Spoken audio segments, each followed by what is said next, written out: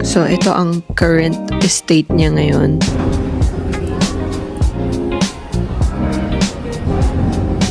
$4K? OMG.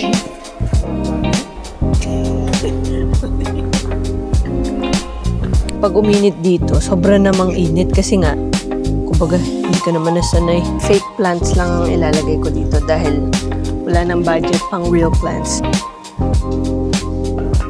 We're done. Starting this weekend, magiging mainit na dito, finally.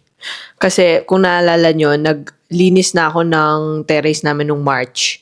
Pero after nun, parang lumamig ulit, tas madalas umulan. So, hindi ko na siya natapos pa kasi nga, wala ring point dahil umuulan at malamig. So, parang mamamatay lang din yung plants at madudumihan lang din siya. Pero, I think starting this weekend, magiging mainit na siya, tas tuloy-tuloy na yan hanggang mag-summer na. So, pwede nang ayusin ang terrace. So, ano ako ngayon. Isi-set up ko na yung table and yung mga plants. Pero bukas pa ako bibili ng plants. Tapos, saka ko na rin tatanimin. Pero today, gusto ko na siyang ayusin yung table. So, ito ang current state niya ngayon. Aalisin ko lang yung takip ng table. Tsaka ilalabas ko na yung mga upuan. Tapos tatanggalin ko rin yan yung sira-sirang, solar lamp ba? Kaso, ang pangit na niya at sira na yan, di na nagana. So, tatanggalin ko na rin yan.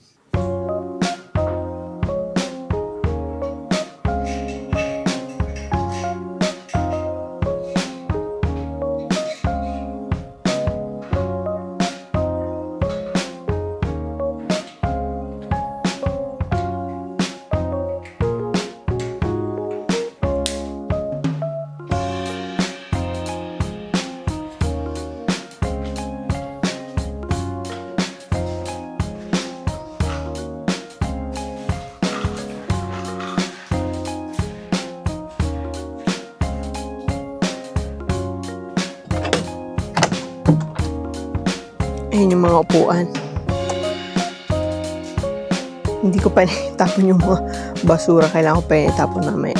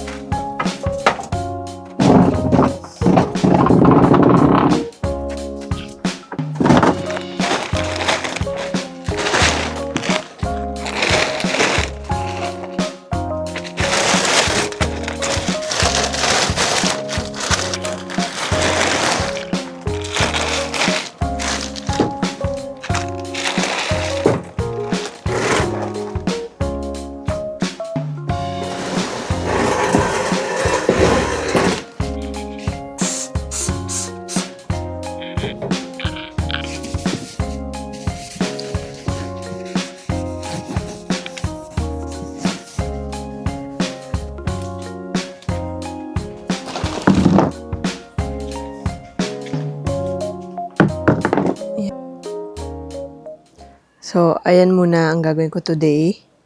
Tapos bukas ilalagay na namin yung dito, yung tela ba, para maging tent siya. Tapos, bibili ako bukas ng bagong plants para dito sa dalawang to. And, yeah. So, tomorrow, to be continued ang ating, terrace setup. Andito na kami sa bilihan ng plants. So, maghahanap lang kami ng matakas yung mga bili lang kami ng plants.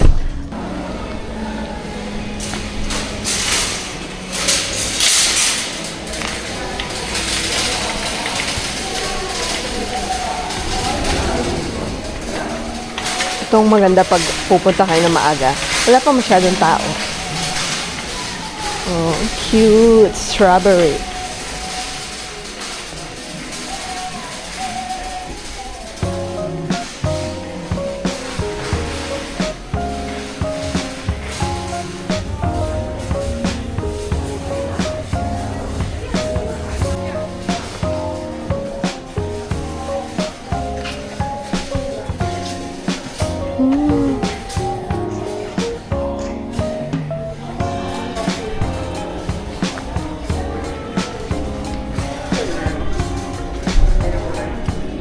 Ito, yellow and white.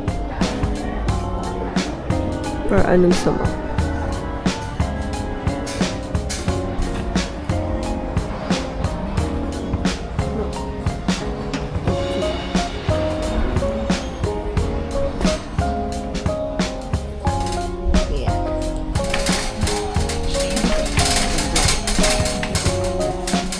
Mahirap pa. Ito buhay.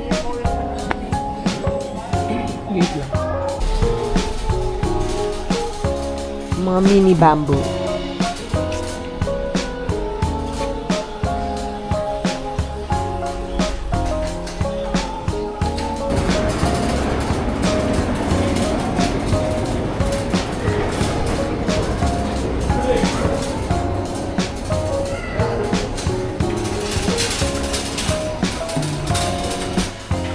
So, lavandula.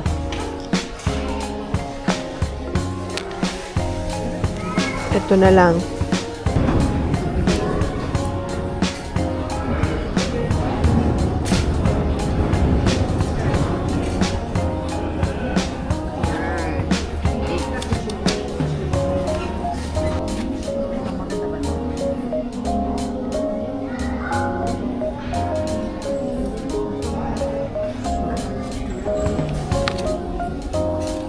Apat.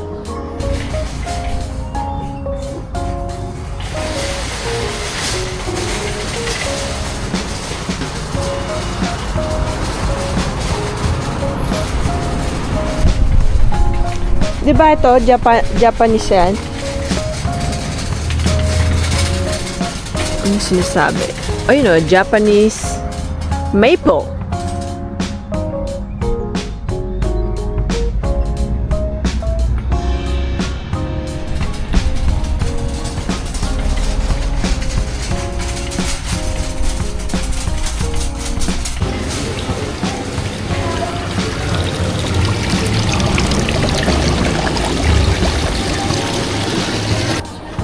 Goldfish! Dati marami kaming goldfish sa bahay. Laging namamatay. Ang cute oh.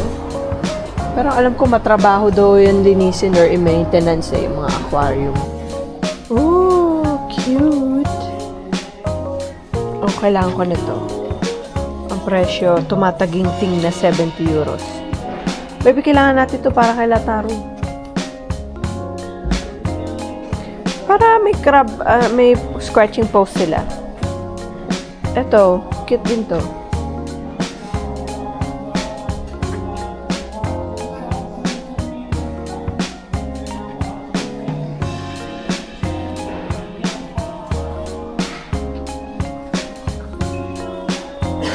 Ayun yung malaking rabbit. Oh, may friend na siya, oh.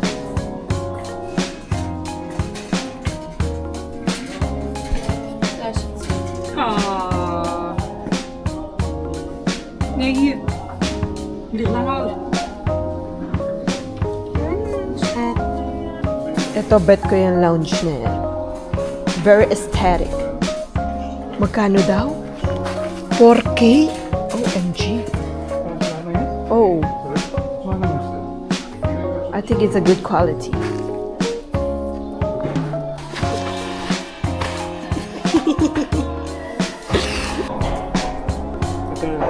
Ito pasok sa budget. 1.4. Plastic kasi. Oh, hindi. Parang hindi siya plastic. Ito mukhang masarap nito higaan.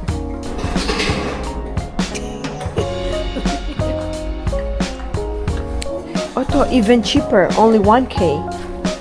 Maliit lang siya pero pwede na rin. Sa future house.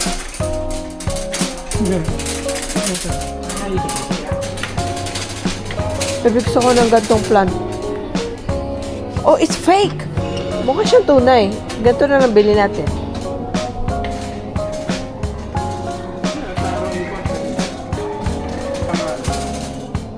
Taro. Mukha na rin siyang tunay, in fairness. Ito yung mga indoor plants. Ayan, bet ko rin yan. Palm plants.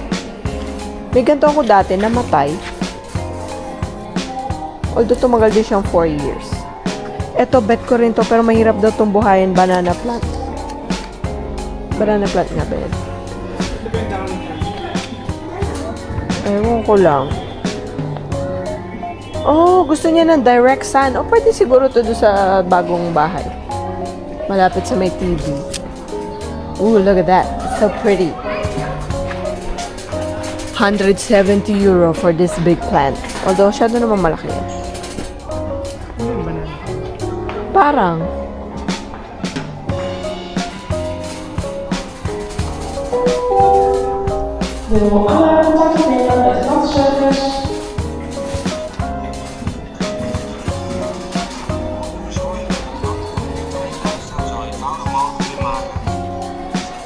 Ito, maganda rin itong mga to. Pero lagi kasi namamatay yung mga plants ko eh.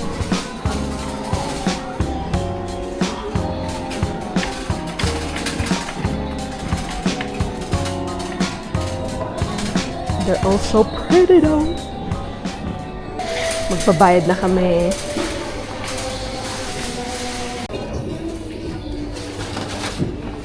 Ba't dalawa pa kinuha mo? Malaki nga isa to. Eh, ba't kasya naman yata dyan to? Hindi ba mag-aal? Ah, gagalaw. Tsaka kulang din. Ako kulang din. Okay. Well, let me help.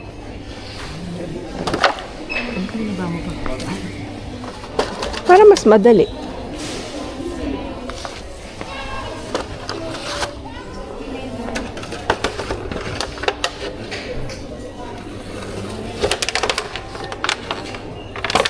Yeah. That's better. Ew, dumi.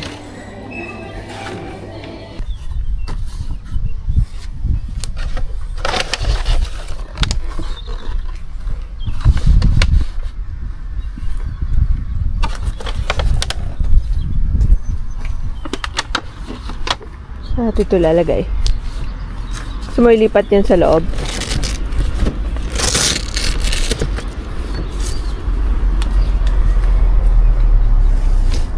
One plant over there.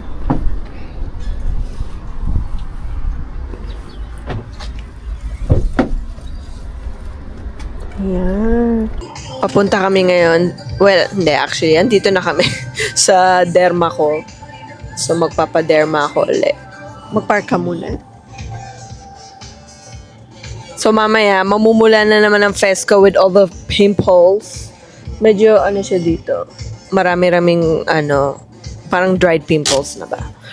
So, yeah, yun muna bago kami umuwi with the plants. So, nakauwi na kami. Kaso nga lang, sobrang tirek pa nung araw. So, mamaya ko na to ipaplant doon. Although, yan, nakasabit na sila dyan. Ang cute, right? Pero lagay ko nga sa shadow, baka mamatay na sila sa init.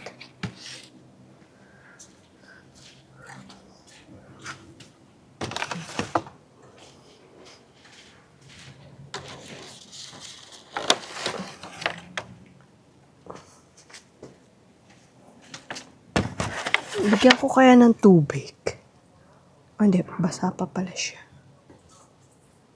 Okay, so mamaya dyan ko sila ilalagay. Ayan, wala nang araw, so pwede na tayong mag-plant. Tapos ang ginagawa ko, maghuhukay lang ako dito ng saktong space lang ba? Or dalbahin na nga natin yung hukay. Para kasya agad yung dalawang plants.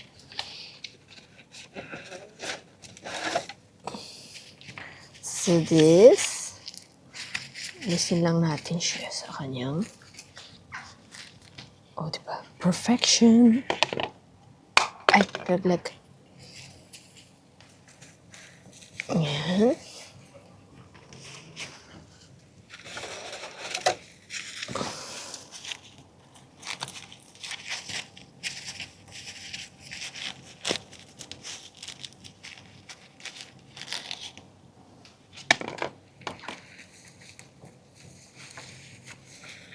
Tapos, lalagyan lang natin siya ng lupa dito para talaga kumapit siya. Tapos parang kulang yung lupa. So, may extra pa naman ako dito. Pwede tayo magdagdag. So, in between.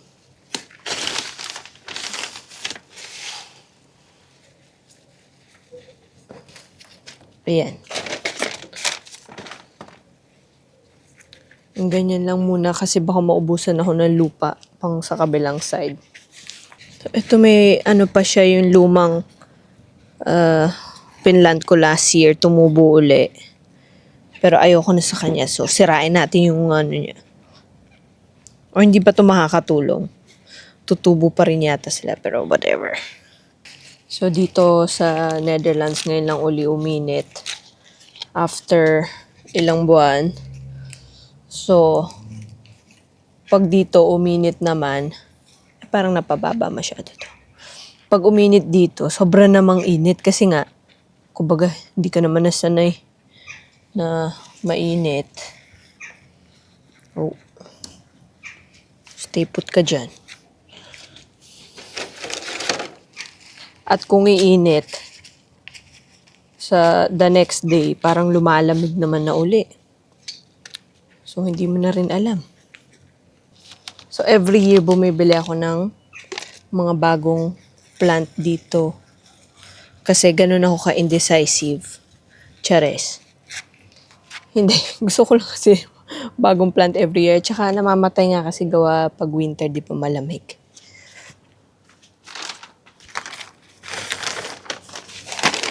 Lagyan din natin siya sa gitna. Ayan, ganun ang itsura niya. Cute, right? Tapos siguro bili ako ng something para dito sa gitna.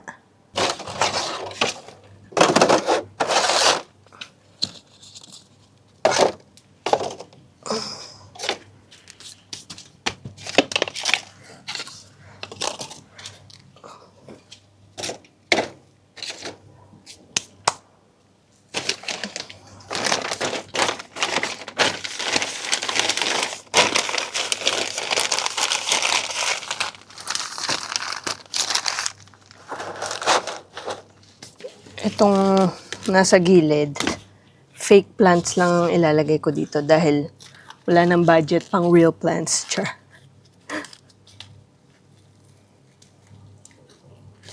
Ay, bayan tigas. Hindi kasi nga every year ako nabili ang mahal din kaya. So, I decided na fake plants na lang yung nandito sa gilid. So, ito yung mga fake plants. Binili ko lang to sa AliExpress ata or Temu. So, pag tutusok ko lang sila dito, ilan nga ba to? 2, 4, 6, 8, 10. So, tig 5. O, 5. So, pwede mo pa yan ibukas-bukas ganyan. Una, so sa gitna. So, work around na lang ako sa kanya. O, diba? Tipid hacks.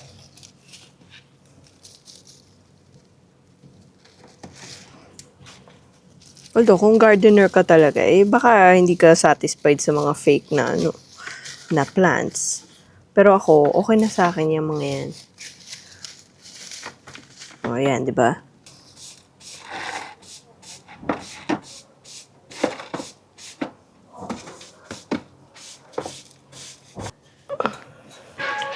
Yeah, finish. Sabit na to ulit.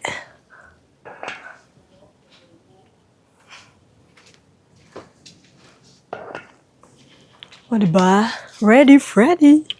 Ayan, ganyan na yung itsura niya. Tapos, naglalagay ako usually ng isa pang plant yan. Pero hindi pa nga kasi siya fully tapos. Pero, okay na to. Something na lang sa gitna and then we're done. So yeah, dito na natin tapusin ang vlog na to.